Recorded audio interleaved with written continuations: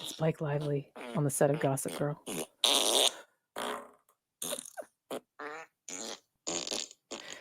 No, actually, truth be told, this was me just the other night because I am getting over a terrible bout of food poisoning, which I can discuss in greater detail if you'd like to hear it, but I bet you don't.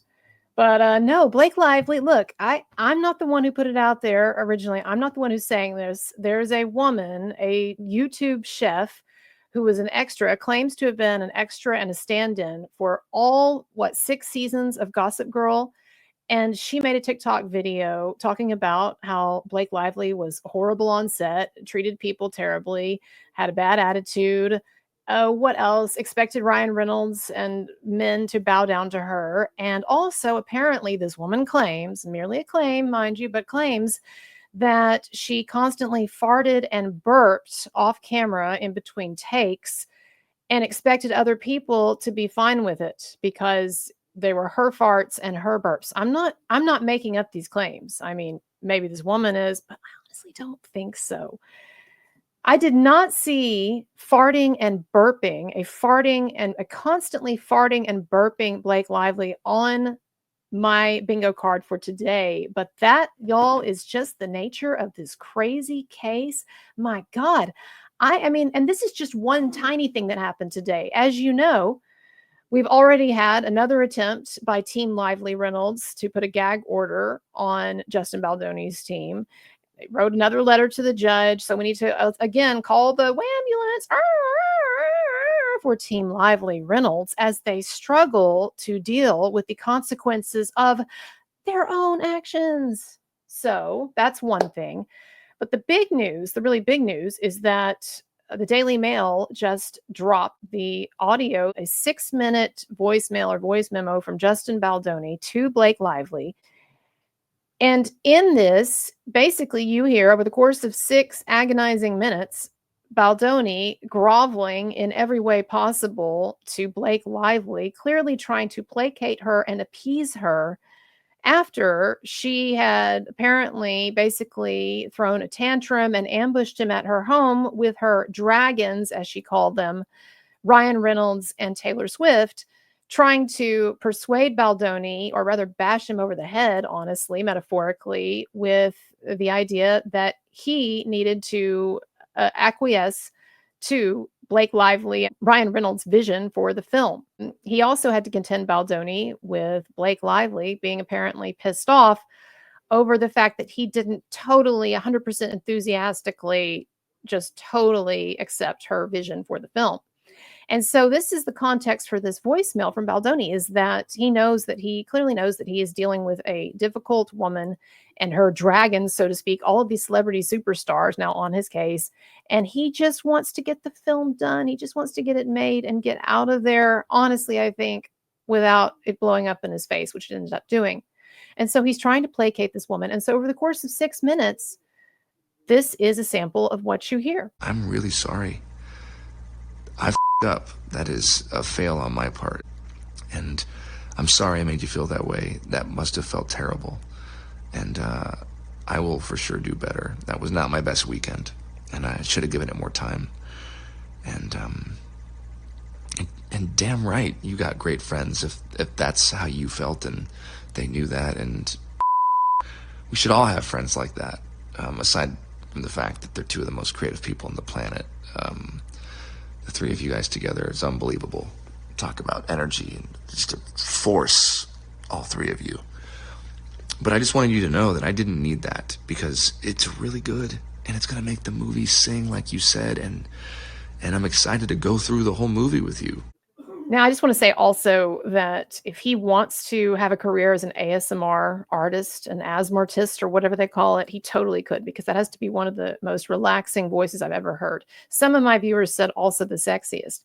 I'll let you be the judge of that. But the man surely has a good voice. And it's clear to me that this is a super, super, super gentle, nice, acquiescent guy. And I know for some people, he might have laid it on a little thick, but I really just think that is his personality. And I think that what we get in this voice memo is probably not too different from how he relates to people in general. Watching his podcast and some of his other work, I get the sense that Baldoni really is this kind of like neo hippie, feminist, gentle masculinity type guy. And I understand that to some people that may seem like a kind of a fake brand. But he spent a long time, it seems, cultivating this. And also, it seems that he has a really extensive foundation in the Baha'i faith and is a spiritual, purports to be a very spiritual guy.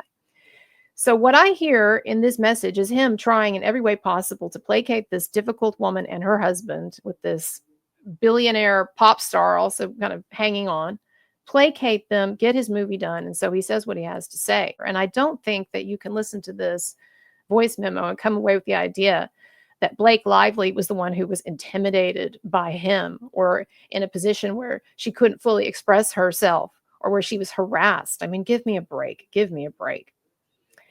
So also I want to say that Candace Owens, she has really dived into this. And I think that it's great to have as many big media figures getting into this as possible and looking at it from different angles and providing outlets for people perhaps at times to leak or give information to.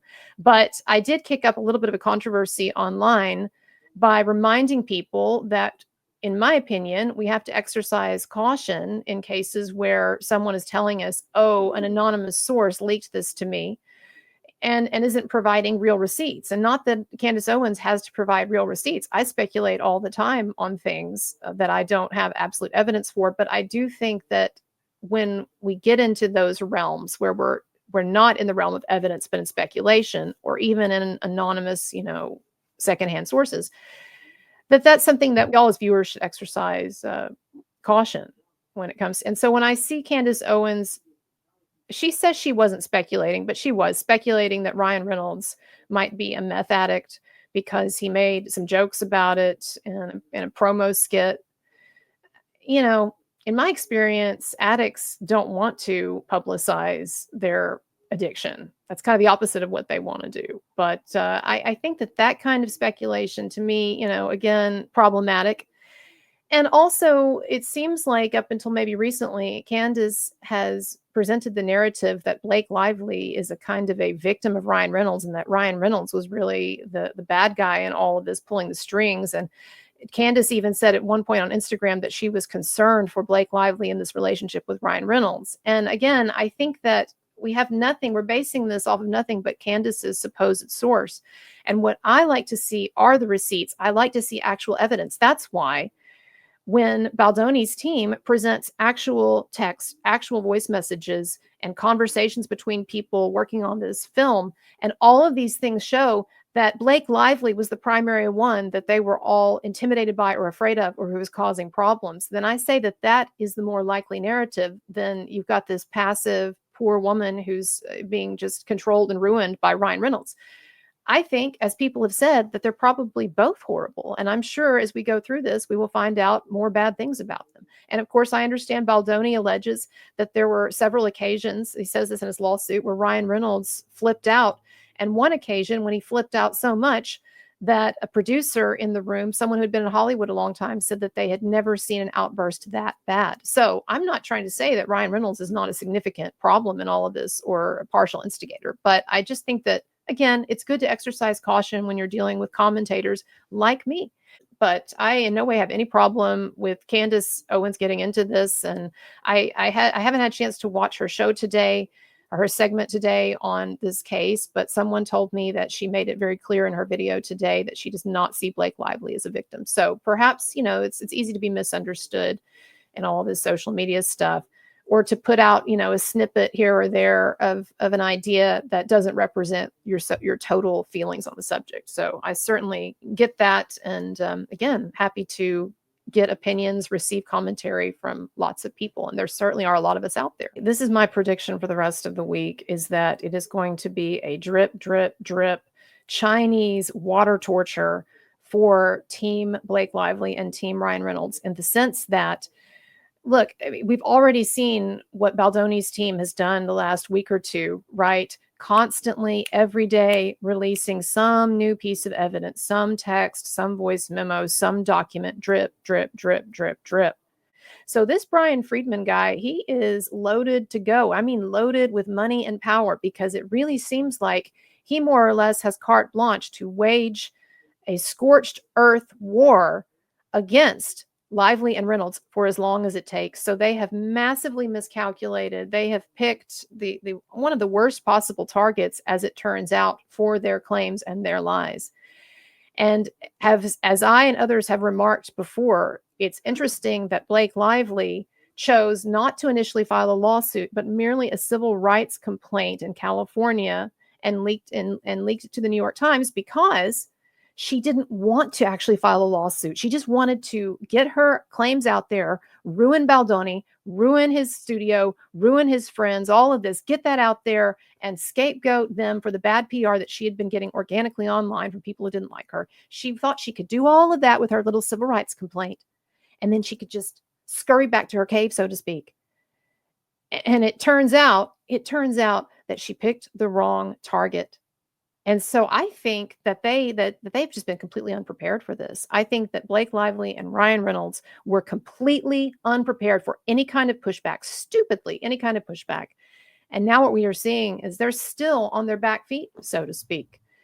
And so they can sputter here and there their demands for a gag order, but it's clear that Team Baldoni, Team Brian Friedman is way, way, way ahead on this. And there's no end in sight. And so what I was saying earlier is that we're going to continue day after day after day to get drip, drip, drip Chinese water torture for Blake Lively and Ryan Reynolds, of leak after leak after leak. And that website, I'm assuming when that website goes up, the one that Justin Baldoni's team has said they're going to put up with a bunch of evidence, when that thing goes up, I mean, that's just going to be like a kind of a nuclear explosion in social media. And you're going to have people like me poring over and exposing every detail. This really is unprecedented. And I say this to all of you, even if you don't have any interest in this, as some people put it, rich people movie star soap opera. Even if you don't have any interest in it in a purely personal or celebrity angle, I'm telling you that what we're seeing is unprecedented in legal and PR warfare, and in this fight against the excesses of MeToo. You know, I thought that the Johnny Depp Amber Heard thing was a fast news cycle, so to speak, a fast media cycle, because there were times in that whole situation where things were just regularly coming up. But that ain't nothing, y'all, seriously, compared to what I am seeing here with this Blake Lively Baldoni situation. Every day, there are new pieces of evidence dropping, new revelations, and new claims, new legal maneuvering this early on. So far, this is in a way eclipsing Depp versus Heard as a media story and a source of interest and fascination. And I don't know, it's unprecedented and worth paying attention to, I think, just for that. Not to mention the fact that we've got, what, $650 million theoretically on the line in these lawsuits that Baldoni has filed against the New York Times and Blake Lively and Reynolds. So there's one thing, though, that I want to say about the audio. Oh, and there's one thing that I do need to say.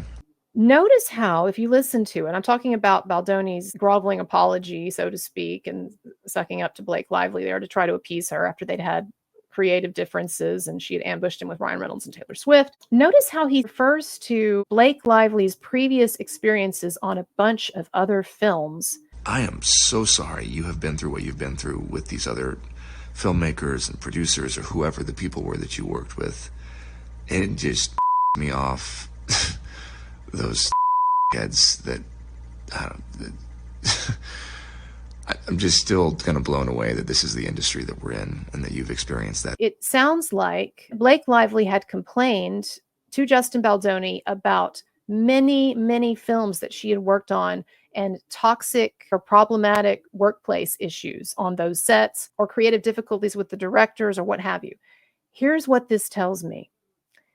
Do you know that saying that if you keep encountering difficult people, if you keep having issues with people, then maybe you're the problem? I think it's very telling here that apparently Blake Lively, on multiple sets, many movies that she had worked on, she had significant difficulties, personality issues, clashes with these other filmmakers and on these other sets. And even according to what I get from Baldoni's insinuations here, even felt like she was mistreated on these other sets, that they were toxic workplaces. Well, Blake Lively, I understand that historically cinema can be kind of a rough work environment, but honey, if you're having problem after problem after problem on movie after movie after movie, and you just feel like every movie set you're on is toxic, guess who the toxic person really is? It's you, sweetie. And I would also suggest that maybe one of the reasons that you were having problems on some of those sets was because people don't like constant farting. Okay. That is just one woman's claim. I won't run with it any further unless we get some kind of independent corroboration of the fact that Blake Lively did actually fart constantly on the set of Gossip Girl. In fact, if you have been exposed to Blake Lively's farts, and if you feel like you had to suffer from a toxic workplace environment, environmental concerns due to the pollution of her flatulence, then we can put you in touch with a lawyer. Actually, I have one on retainer here. I would be happy to put together a class action lawsuit for, I don't know, environmental endangerment on sets with Blake Lively. So we'll think on that. If you're not following me, if you're not subscribed, why the hell aren't you? I'm constantly covering this case and many other interesting stories.